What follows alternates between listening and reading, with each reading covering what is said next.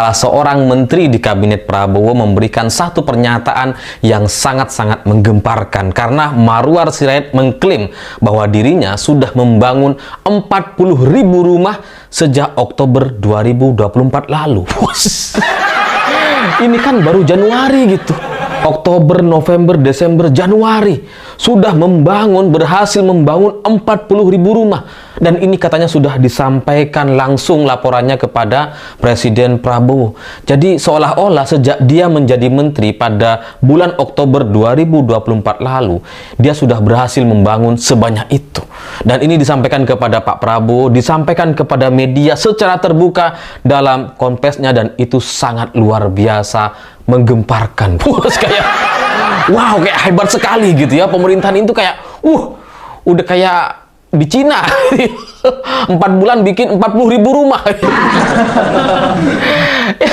Ya oke lah, misalkan pemerintah itu punya dana, katakanlah uang pemerintah itu triliunan rupiah, iya kita percaya memang gitu ya, APBN kita itu 3 ribuan triliun. Kita tahu pemerintah itu punya uang, tapi membangun rumah sampai 40.000 unit dalam hitungan belum 100 hari. Itu kan nggak masuk akal gitu. Masa sih gitu kan? Ya kalau soal uang mungkin pemerintah punya, tapi bikin rumah ini kan butuh tukang, butuh proses, butuh material, butuh pengiriman, butuh pengadaan lahan, butuh tempat-tempat untuk kemudian diposisikan atau didesain dengan sedemikian rupa supaya efektif dan efisien. Itu jelas nggak mudah. Kan nggak mungkin ketika Marwar dilantik menjadi menteri terus kemudian besoknya langsung bikin rumah, kan nggak bisa. Pasti ada perencanaan, ada pemilihan lahan, pasti gitu ya. Pasti ada penunjukan developernya siapa, tukangnya siapa gitu. Ya mungkin Cina bisa gitu ya, bangun rumah dalam sehari, mungkin Cina bisa, tapi kan di Indonesia kan kita tidak bisa kemudian menerima itu sebagai sebuah kenyataan. Setidaknya sampai sekarang gitu kita belum mampu meniru Cina atau tidak mampu mengarah ke sana, masih gitu. Masih harus kita lihat 40.000 rumah ini jumlahnya banyak sekali gitu. Perumahan-perumahan besar saja yang sebesar-besarnya perumahan rata-rata kan masih di bawah 1.000 gitu. 1.000 unit gitu, ratusan mungkin lah gitu ya. Yang perumahan besar mungkin ada ratusan unit lah. Tapi kalau pemerintah berhasil membangun 40.000 rumah, ini kan artinya banyak sekali rumah yang ada di Indonesia hari ini, rumah-rumah baru gitu. Dan itu sudah pasti rame di media sosial gitu, karena kalau 40.000 unit rumah dibangun oleh pemerintah untuk orang-orang miskin katanya, dan tersebar di berbagai daerah, pasti udah banyak orang yang pengen daftar untuk punya rumah di sana gitu. Ya oke lah, misalkan beneran ada 40.000 rumah, terus sekarang mau dibuat pendaftaran untuk ngisi rumah-rumah ini, itu juga nggak akan mudah gitu. Nggak akan cukup sebulan itu untuk kemudian mengisi 40.000 unit rumah atau 40.000 kakak, nggak bisa. Jadi ya klaim atau laporan yang disampaikan oleh Marwar Sirait kepada Presiden Prabowo dan disampaikan secara terbuka kepada media yang katanya ini merupakan program yang dilakukan oleh pemerintahan Prabowo, itu kan jadi sangat-sangat ya lucu sekali gitu.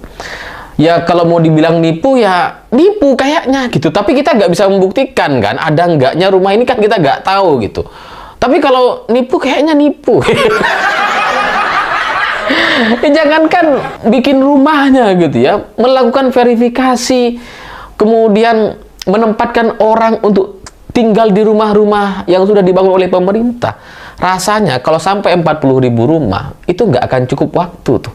Masih butuh verifikasi dan kemudian pengecekan data-data yang sangat-sangat lama.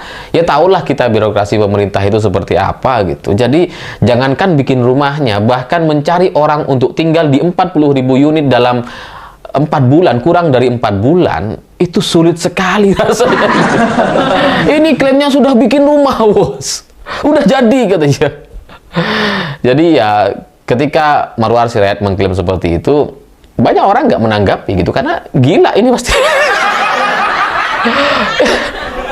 Kebohongannya tuh terlalu menipu gitu, keterlaluan. Kalau misalkan diklaim membangun 5.000 unit rumah gitu. Mungkin itu masuk akal gitu ya. Mungkin kita masih bisa berdebat lah gitu ya. Oh, banyak juga ya gitu ya. Mungkin kita masih bisa pertanyakan. Tapi kalau 40.000 rumah, kita udah nggak usah nanya lagi, udah pasti bohong deh. Apalagi hari ini itu kemudian dikonfirmasi dari pernyataan Adhian Napitupulu yang ternyata dalam sebuah acara Adhian ini sempat bertanya kepada Fahri Hamzah terkait 40.000 rumah yang diklaim oleh Marwar Sirait sudah terbangun sejak bulan Oktober lalu, dan ternyata menurut Fahri Hamzah yaitu dihitung sejak eranya Jokowi. Nggak sekalian dihitung sejak eranya Majapahit. Diklaim gitu kan. Ya sekalian gitu kan. Atau sejak zaman Nabi Adam dihitung tuh. Di Indonesia ini ada berapa rumah. Dan karena berita soal pembangunan 40.000 rumah ini kemudian sekarang jadi perbincangan dan kemudian ditertawakan oleh banyak orang karena ditertawakan sama Adhian Napitupulu, hari ini Marwar Sirait kemudian memberikan klarifikasi atau meluruskan bahwa hitungan 40.000 rumah itu bukan hanya dari pemerintah katanya, tapi juga dari developer, dari swadaya masyarakat yang membangun rumah sendiri. Halo teman-teman, kembali lagi bersama saya di channel ini. Salam NKRI harga mati. Nah teman-teman, dalam video ini ada sebuah cuplikan dari Mas Alifur Rahman yang mengatakan kasihan Prabowo ditipu laporan palsu oleh menterinya. Nah teman-teman, dari judul tersebut ya teman-teman, kita akan membahas dari beberapa komentar-komentar para masyarakat yang ada di luar sana mengenai tentang topik permasalahan tersebut ya teman-teman. Kita akan membacanya secara satu persatu. Berarti benar dulu waktu Bu Mega tidak merestui Ara jadi menteri waktu zaman Jokowi, karena Bu Mega sudah paham seberapa kualitas kepandaian si Ara ini. Sekarang Pak Prabowo diprank sama si Ara ini. Pak Presiden, hati-hati musuh dalam selimut. Lebih cepat reshuffle lebih baik. Semoga Bapak Presiden Prabowo tahu mana yang benar. Kualitas para menterinya itu tidak berbeda jauh dengan yang memilih atau yang menunjukkannya, yang banyak omong-omong doang. Marwar kualat sama bapaknya Sabam Sirait yang ikut mendirikan PDIP, makanya jadi menteri bingung. Buktikan lokasinya di mana, bentuknya seperti apa, prosesnya bagaimana. Tolong buktikan Marwar Sirait. Bukti kuat kalau kabinet Prabowo adalah kabinet titipannya Jokowi. Pantas dipecat dari PDIP. PDIP memang partai yang masih pantas dipercaya oleh rakyat. Mari kita rakyat mendukung partai yang kadernya masih punya akal sehat dan pro kepada rakyat Indonesia. Menteri tak berkualitas, banyak blunder, sudah saatnya Marwar Sirait dipecat saja. Saran saya untuk Pak Prabowo, lebih baik dan lebih bagusnya apabila Bapak reshuffle atau memecat menterinya yang tidak bisa bekerja, apalagi yang kerjanya cuma cari muka dan menjilat. Satu lagi, menteri-menteri titipan Mulyono lebih baik juga dipecat sekalian karena hanya akan menghambat jalannya pemerintahan Prabowo. Namanya juga berganing politik bro, jangan harap dapat menteri yang profesional selevel dengan Bapak Basuki Cahayapurnama. Setidaknya menteri lantik Prabowo yang bisa diajak kerjasama dalam bidang korupsi, presiden pertama sampai yang ketujuh semua korupsi. Masa Pak Prabowo nggak mau, peluang tidak datang untuk kedua kalinya. Yang harus diwaspadai Presiden Prabowo bukanlah oposisinya, melainkan tapi justru dari kalangan koalisinya, termasuk yang di dalam kabinetnya itu. Kalau dengan presiden saja yang setiap saat bertemu berani seperti itu, membohongi apalagi dengan rakyat Indonesia yang tidak pernah bertemu. Inilah seharusnya presiden ambil langkah tepat, pecat tanpa kompromi. Inilah di awal sudah bohong, sok paling bisa dihianati presiden. Tidak perlu timbang-timbang, pecat saja. Ada juga program Jokowi material 17 juta bahan material, walaupun pemiliknya sampai jual tanah untuk kekurangan membangun.